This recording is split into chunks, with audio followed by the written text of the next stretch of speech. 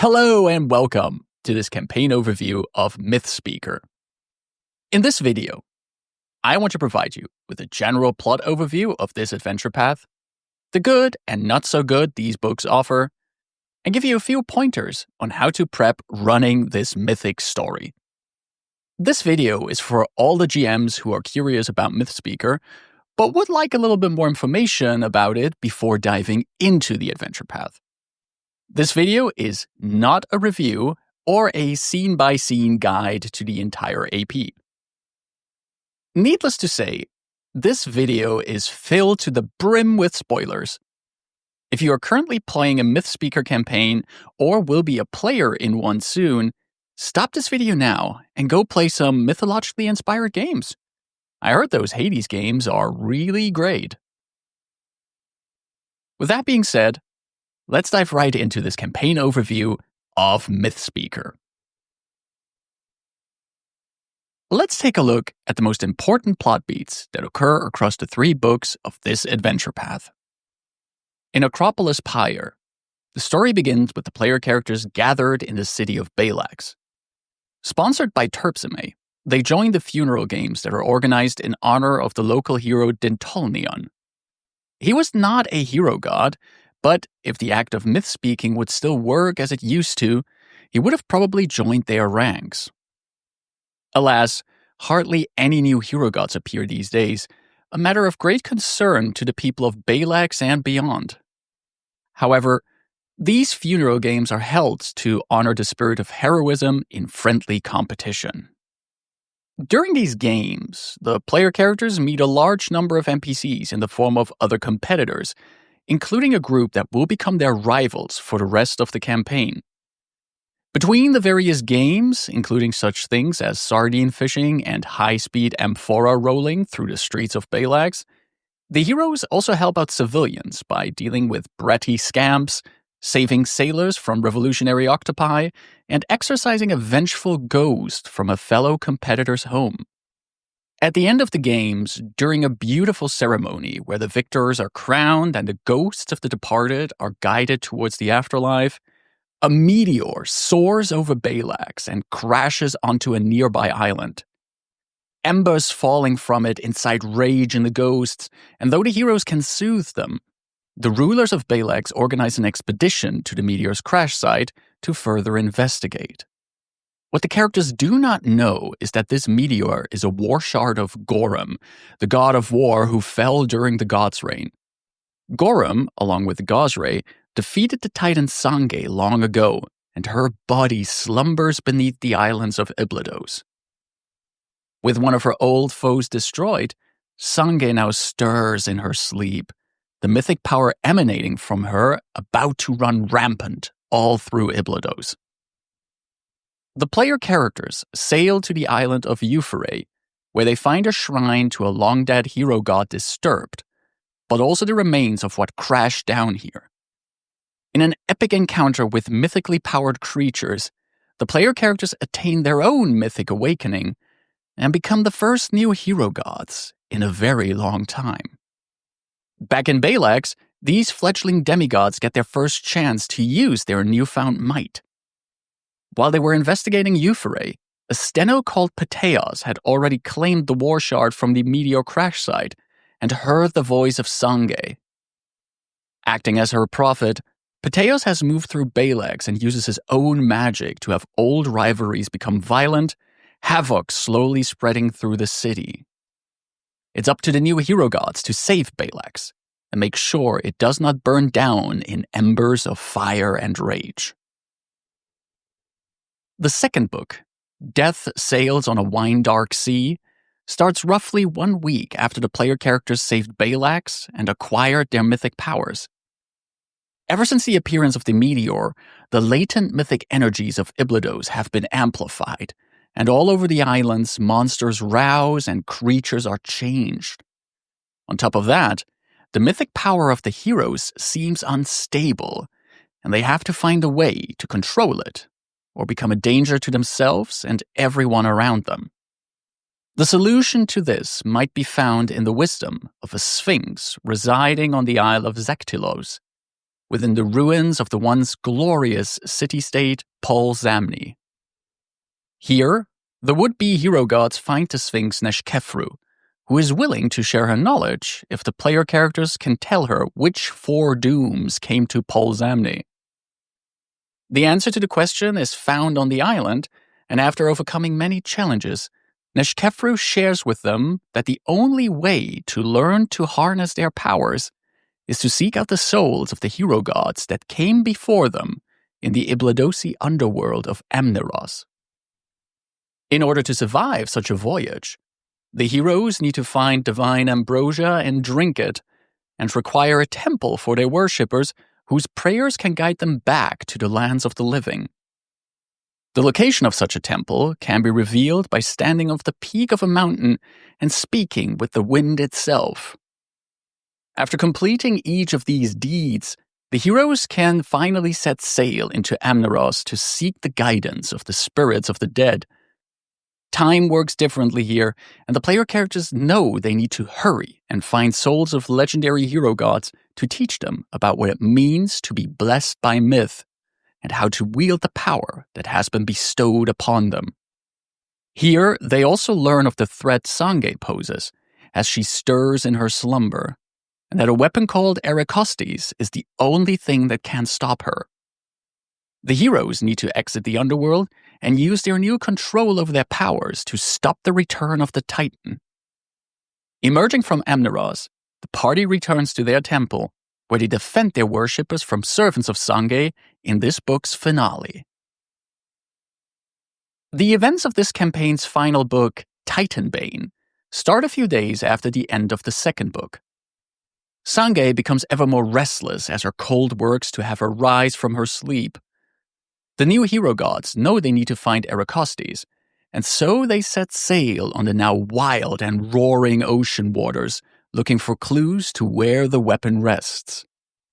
They soon find out that it is in the sunken and cursed island of Pyre, which can be raised from the bottom of the ocean with the sound of a magic lyre. Once the player characters have assembled such a lyre and returned Pyre to the water's surface, they venture through this cursed place, finding the legendary weapon and lifting the curse Gosre himself put on this place. Oh, Acropolis also still holds the soul of a hero god who is more than willing to share his knowledge in the fight against Sange and her minions. With Acropolis found, the hero gods need to learn where Sange sleeps and find a way to stop her from emerging and plunging Iblydos into chaos. Fortunately, Acropolis knows she slumbers beneath the island that holds the city-state of Pol Duraxilis, a place welcoming to monstrous ancestries and home to an old friend of Acropolis, Iafoli, who is now the de facto ruler of Duraxilis.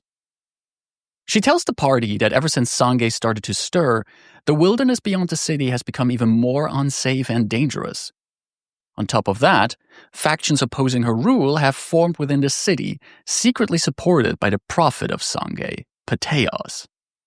The party will need to help Iafoli in bringing peace to the city, to receive her blessing to travel through the island's wilderness towards Sange's cradle. To achieve this, the hero gods have to reveal assassination attempts, deal with dangerous citizens, and have a showdown with their rivals from all the way back in Balax. With order restored to Duraxilis, Iafoli bestows a blessing of safe passage onto the heroes, so they can venture into the wilderness and seek out Sange. The journey there is dangerous, and the characters are beset by visions of Sange as they journey.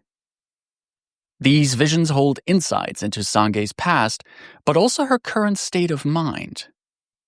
On this journey, the hero gods also have a chance to learn a little more about Pathos' past and his motivations.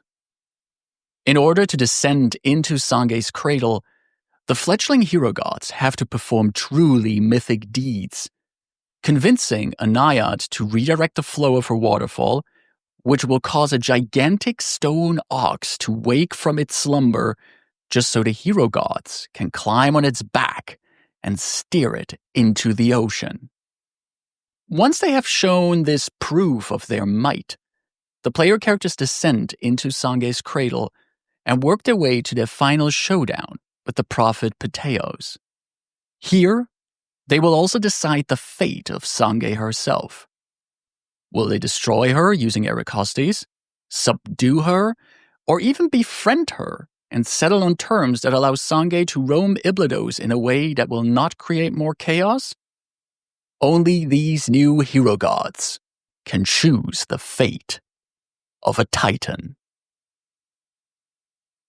In this section, I want to look at all the cool stuff this adventure path offers, but also mention the weak spots I ran into while reading the books.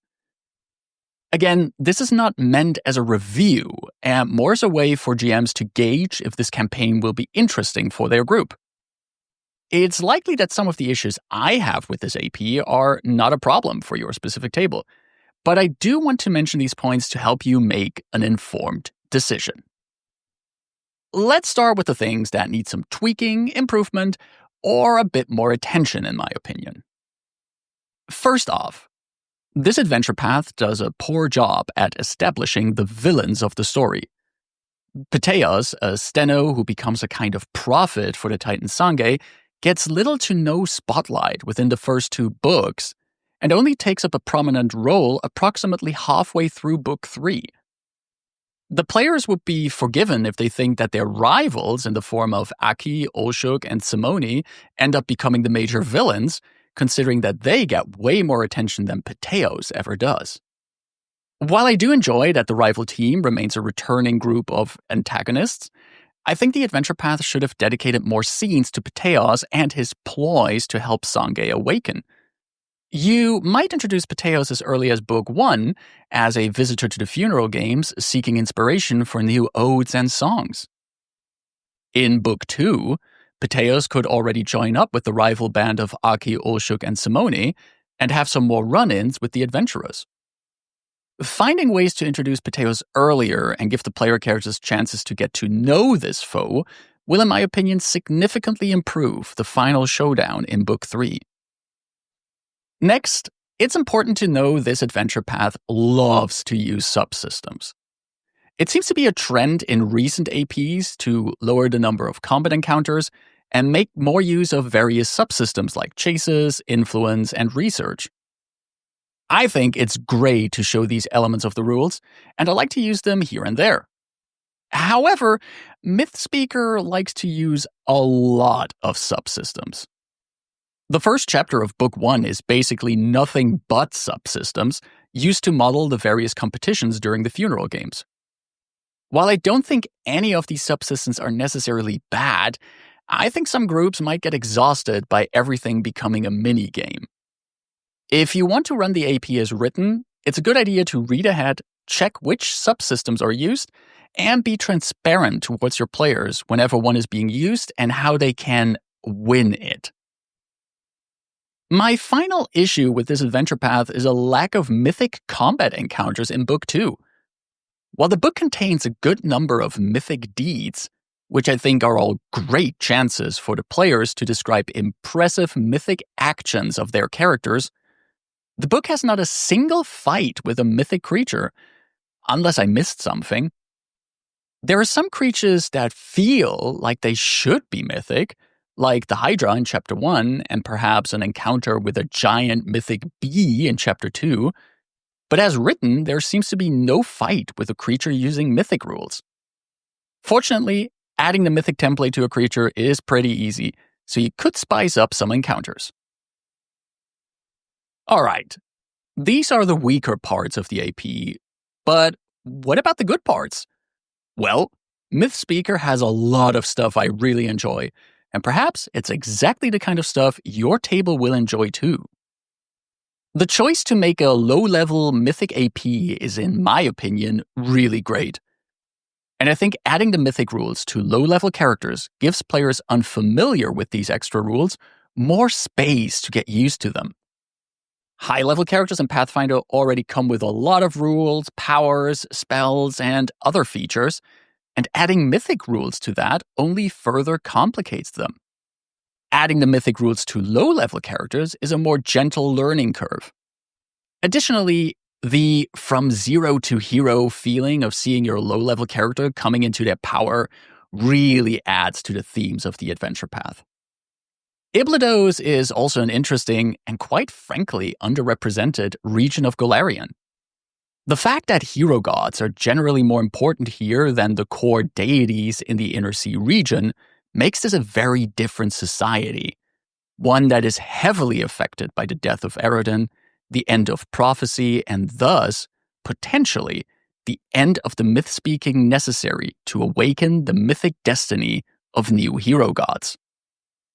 The funeral games at the start of the campaign, mourning a local hero who in better times could have become a hero god, are a great way to highlight this struggle from the very start. The same funeral games, and the events surrounding them, are also the perfect way to establish the player characters as upcoming champions of Balax before they come into their mythic power. As long as the players accept and lean into this AP's story of becoming a hero and doing the right things heroes would do, the player characters can show their heroic nature from the start by helping the people of Balax in various ways. By the end of the first book, the PCs will have had many chances to establish their heroic nature and be ready to go on a fitting quest for new hero gods. Talking about said quest, the adventure path in itself truly knows how to make itself feel like an epic quest straight from the Iliad. Speaking with sphinxes, delving into the underworld, and even riding on the back of a gigantic stone ox are just a few of the larger-than-life deeds the PCs will perform. Paizo made sure to make the narrative feel epic and mythic, and I'm excited to see those moments come to life at my table. One final thing I particularly like are the recurring NPCs in this campaign. Throughout most of the AP, Yasminai and the crew of the Tide Hunter will help the PCs traveling around the islands of Iblydos. The rival band of Aki, Olshuk, and Simone also makes multiple appearances. But through the cult that slowly gathers around the young hero gods, you can easily include even more recurring characters. There are many likable, interesting NPCs presented in this campaign, and if you and your players love to delve into the relationships between them and the player characters, you will have a great time with this adventure path. If all of this sounds great to you and you want to run Mythspeaker, here's a few things to keep in mind as you prep for this epic adventure. Mythspeaker is a story about the return of hero gods. Since the death of Eredin, the act of myth-speaking has not worked properly, leading to fewer and fewer hero gods fulfilling their destiny. In a society that looks up to and relies on these demigods, a new generation of hero gods is a really big deal. When briefing your players during your session 0 for this, make it clear that their characters will be heroes. They will do grand acts that are larger than life and will slowly establish a cult of followers.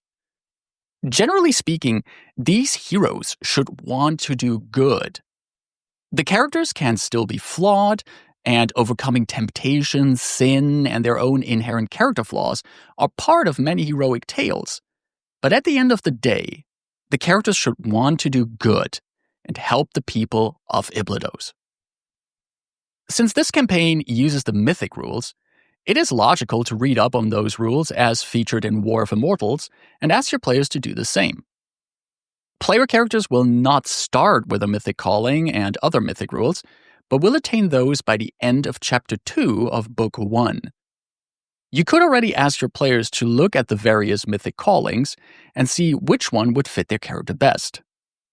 The callings are also great heroic archetypes, which the players can use to model their characters on. Last but certainly not least, this adventure path features a lot of NPCs. In the very first chapter of the first book, the player characters will encounter a lot of interesting personalities. If you want to integrate the PCs even more into Balax and Iblydos, ask your players to establish bonds with a few of these characters before the game starts. Perhaps some of them have gone treasure hunting with Fel, or have been through some fights with Sapple on their side. Generally speaking, all characters should have some tie to Terpsime, as the AP starts off in her home, and with her inviting the PCs to join the funeral games. And that's it for this overview of the Mythspeaker adventure path. I hope this helps all of you GMs out there deciding if you want to run this. If you have any questions, enthusiastic remarks, or your own opinions about this adventure path, sound off in the comments below. If you enjoyed this video, don't forget to like, share, and subscribe to the channel. Thank you for watching. Stay safe, take care, and bye-bye.